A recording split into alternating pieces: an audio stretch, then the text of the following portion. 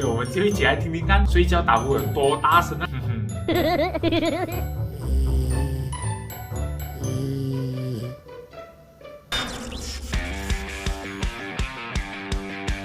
！Hello， 大家好，欢迎回来 ED Basic Visual 西游记。我家有养了一只狗，它名字叫 Shepherd，German Shepherd 的 Shepherd，因为太小只了，所以German就去掉了，现在 Shepherd 咯。养了它之后才知道说，原来狗有很多 habits 哦，好像人这样子的，就好像放屁啦，睡觉会打呼啦，而且跑得很大声。可是放屁大多数看不到啊，当然看不到。然后 Shepherd 放屁啊，大多数也听不到声音哦，所以只有一些比较特别的气味这样子咯。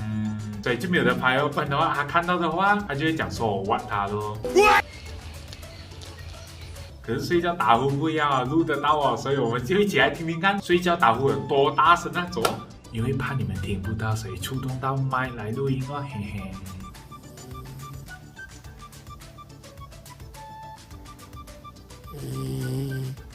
哎呦！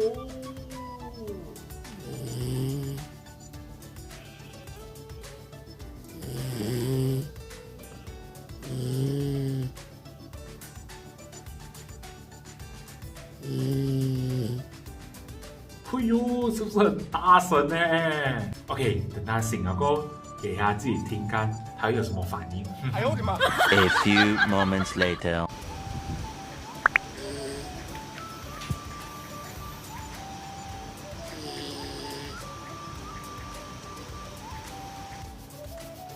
牙痒痒啊，这种 pattern 哦是要咬人的前奏啊，这种他自己听啊，自己都别懂了。你看。也是因为 MC 哦，才有时间这样子慢慢观察自己的狗吧，不然的话平常就要上班，然后上班过后可能又有朋友 gathering， 所以很少时间会慢慢观察自己的狗。可是现在在家里太有空了，所以就有时间慢慢看它做什么鬼哦。OK， 今天的影片差不多到这里了，是傻家 share 给大家看一看我家的狗一些特别的 habit 习惯这样子哦。顺便问大家，你家有养狗吗？然后如果有的话，你们的狗有没有什么特别的习惯这样子？欢迎在下面 comment 一起交流一下吧。喜欢这个影片的话，记得点赞以及分享给你的朋友，不要忘记 subscribe 订阅 ED Basic Visual YouTube 频道哦。还有记得 follow ED Basic Visual Instagram 还有 Facebook page 哦。我们下个影片再见，拜拜。